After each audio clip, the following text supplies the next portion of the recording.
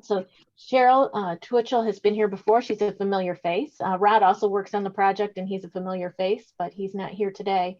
But we do want to welcome Cheryl. She is a senior analyst for CEPI. She is a leader in design, development, and maintenance of the MySchool data site. I've worked with her over the years and it's always a pleasure. She has expertise with longitudinal data systems, report creation, dashboards, and I know that there was a question earlier about the financial piece, and I think that CEPI is currently validating that data, and we can expect it to be available in the next few weeks. So if Chris is still on, I think we did get the answer, thanks to Cheryl. And with that, I'm going to go ahead and turn it over to Cheryl. Okay, thank you. I'll go ahead and share my screen and we'll go ahead and get started. All right. Okay, I'm going to just get right into it. And I'm going to take my cue from Chris and leave this in the mode that it currently is instead of the full screen, just so that I can refer to a few notes that I have, because I'm going to just clarify up front that I'm not an expert in all of the new development. So I needed a few cheat notes. So with that, I'll go ahead and get started. The first few slides is just a review of data that's recently been released. There has been a lot of it within the last month. A lot of it is the post-secondary data as well as the financial reports. There's also some parent dashboard metrics that we've been putting out there. So there's data for 18-19, 19-20, 20-21. And then we recently updated the extended COVID-19 learning dashboard as of last week. And then coming soon, there's going to be some additional post-secondary data as well as some parent dashboard metrics. So I just wanted to gloss over that kind of and get to the meat and potatoes of everything. Recently released items, and then give you a preview of what we're working on. So recently released, there was a new data file for community colleges that is available on the post-secondary data inventory page. And as you can see, it's just a link, it's a downloadable file, but that downloadable file includes a tab for some data charts, as well as tabs for just straight out data in a spreadsheet format where you can search by an individual community college and sort and filter to whatever you want. But the data provides information regarding the number of awards by race, ethnicity, and by gender and by age for the last 5 school years, as well as the percent and number of enrollments by race, ethnicity, and age. So there's a lot of information there. If you're the least bit interested, go out and check it out. Coming soon. We're going to put a restriction on the legacy site, and there's no date for the implementation of this yet. We're still working on it. But currently, users have access to both the current site, which we call the redesign site, and the old site, which we refer to as the legacy site. And in an effort to get all of our users to be using the redesigned site as intended, we are going to put a restriction that only state of Michigan users can access and use the legacy site. And we need that really for configuration purposes for the reports that are pinholed through into the redesigned site. So just a heads up that that's coming, but I don't know when that's going to happen. And if people do try to access the legacy site, they're going to get this message on the screen and they will be redirected to the current site. Also coming soon, Chris touched on this. There's several different things coming soon to the parent dashboard, but this was the only one that I had actual wireframes that I could show you. And that was the per pupil expenditures data being added to the parent dashboard. This is a wireframe that we have. You'll notice it looks a lot like one of the tiles or charts that you see on the school overview page. Just a note that this will not be displayed on the overview page. It will only be accessible through the left navigation menu. So it'll be more the regular data chart that you're used to seeing instead of in this tile format. It's the same data that's included in the student level expenditure report. We're just aggregating the data by school and displaying it at the entity level. We're displaying it at the peer level and then at the state level. But note, if you look in the key here, for the state level, it's a median, not an average. So there is a little bit of a difference on how we're calculating that data.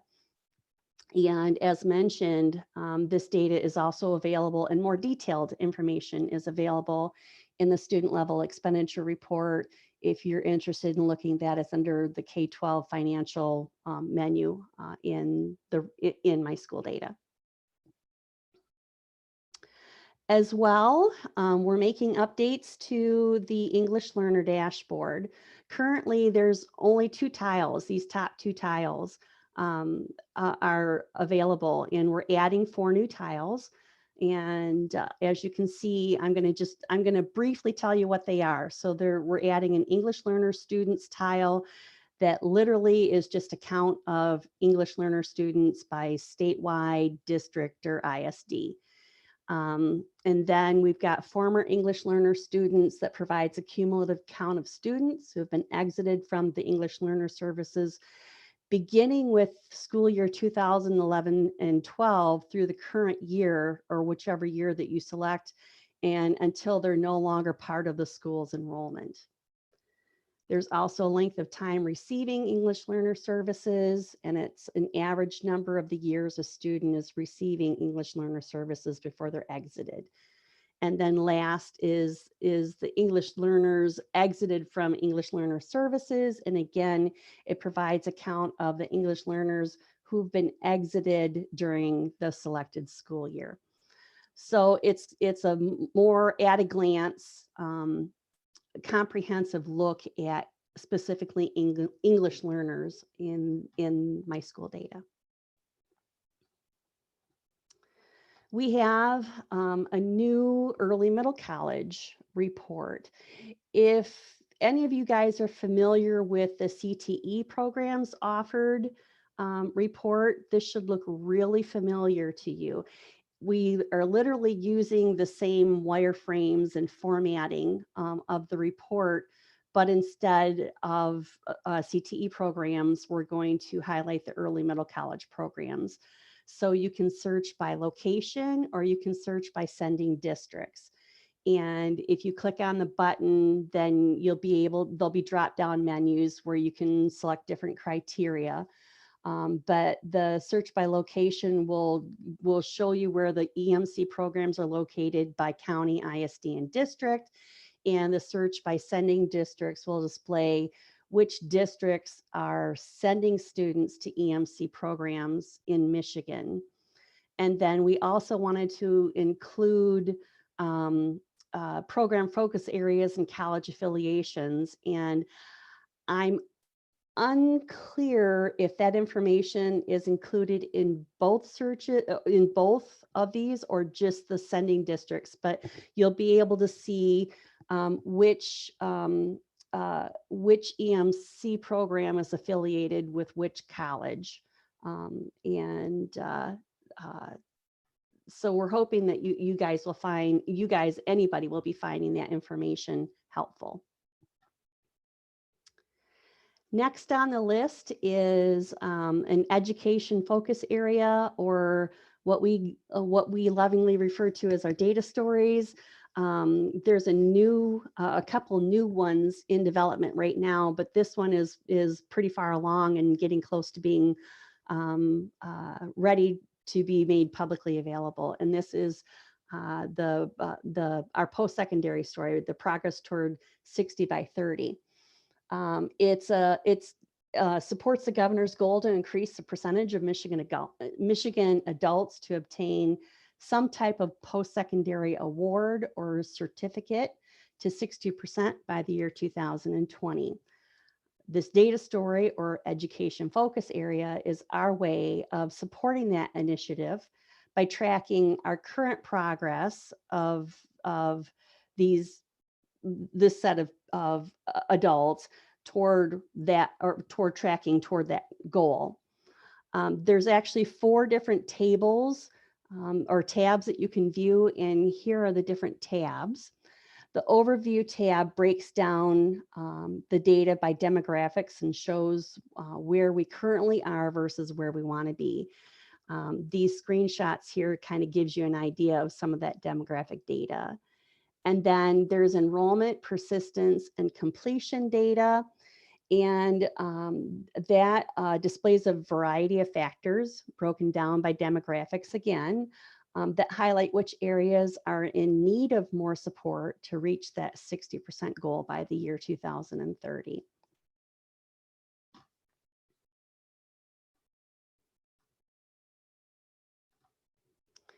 For those of you that have administrative rights in My School Data, you might be interested to know that there have been a few updates made or are being planned for that. So we thought we'd share them. We did work on a permissions list reference guide that's now available on the Manage Users page. So when you log in, and if you have permissions to that page, there's a link right here that you can open up. And what we did was we took all of the currently active permissions and listed them, and also gave a description of each one of them and what access that allows the user with that permission. And we're hoping with that, it provides better information for those administrators to feel confident in assigning the correct roles for the users for their ISDs or districts or schools. In addition to that, and this is actually coming soon, we've been working on cleaning up those user roles and permissions.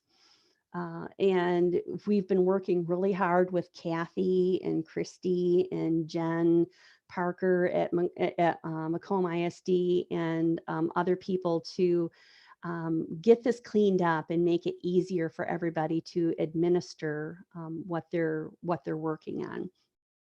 So in that effort, we're going to be requesting to hide several outdated or obsolete permissions. This is actually a list of those outdated permissions that right now they're assigned to users' roles, but they really don't do anything because it's access to old functionality that was never brought over to the newly resigned My School Data. So we're going to just hide them so that there's less permissions for users to assign to a user role. And then in that vein as well, for the permissions that are being kept, we're going to reorganize them on the Manage User screen so that it's easier to find what you're doing. So we're going to lump them into categories of administration, access to data, and then accountability. And so we just listed basically it's like anything that has to do with administration is going to be lumped together to make them easier to find, and so on and so on. Obviously, because of the screen, they're shown side by side, but in reality, it'll be one list on the screen in the different categories. So we've created tickets, they've been assigned to our vendor, and at some point in the near future, they'll begin working on them and you'll be seeing those changes. And then I wanted to touch on some stuff that we're working on for the redesign. So our phase 1, which had that original release in October, has been completed, but there's still lots and lots of work to do. And we've been very busy making plans, moving forward with stuff. And I just wanted to kind of outline some of that stuff that we're working on. There is no ETA on when any of this is going to be done, but there's discussions being had and we're working toward getting these completed. So first is peer comparison. You guys are probably aware that in the legacy site, with the dynamic reports, many of those you're able to add a comparison district or compare by location or by peers. And that functionality was not included in the redesign site. So we're working toward reestablishing that peer comparison functionality so that you guys will continue to have that option to do your comparisons. We were approached about adding MySTEM regions, some kind of downloadable data for MySTEM regions. And so we decided, or we're working toward adding that information to our downloadable combined file, which is one of the school data files located on the K-12 school data files page. Once that's added, you'll be able to see which MySTEM regions apply at statewide, ISD, district, and school level. Again, I don't know when that's going to happen, but we've begun working on it, and it is definitely in our crosshairs. We have more education focus areas or data stories. I highlighted the post-secondary, the 60 by 30 above, and we're also working on a staffing data story. And again, both of those you'll see a variety of metrics allowing you to see how you're performing as a school or a district alone or compared to other districts. Suppression through Power BI. We're working towards strengthening how suppression works on the various reports by implementing statewide suppression rules using our new interface tool, which is Power BI. We've got some good rules in place, but they could be better. And we're working toward understanding how Power BI actually works and being able to integrate some good solid suppression rules into that tool as we create new reports and start building or transferring the existing pinhold reports into Power BI. And then last on the current schedule is the web file condensing. That has to do with the look and the feel of the additional K-12 data files pages. There's tons of pages. There's lots of different files that you can download, whether or not they're CVSs or Excel files or Word documents or DBF files or whatever. And we're working toward finding a more practical approach to deliver those type of data or to you guys or being able to download them. And then I wanted to just briefly as well touch on the data model status. I don't know, Rod's talked a lot about the redesign site with you guys in the last year. So I'm sure you've heard him say that we're actively working toward, or we've been trying to align ourselves with the SEDS model. And so we're really in midstream of that and trying to, or I shouldn't actually say midstream, we're still at the beginning of that and trying to figure out all of the, or resolve some of the problems and issues we're finding with that. The intent is that my school data will be supplied through that SEDS model. So we've got to make sure everything is set up correctly to begin with. So we are in the requirements gathering phase for the presentation layer. But with my understanding from what he said, there's been some difficulties translating our current model to the new model. So that's been causing some hiccups, and we're working diligently to work through that. And then again, when it's complete, we will comply with a national standard for data exchange, which will make it really easy to exchange data statewide or throughout the nation, and knowing and feeling very confident that what we call race or gender is what every other state calls race or gender or student count or whatever it might be. So that's really all that I had to bring to your guys' attention. So if you've got any questions, I would be happy to answer them.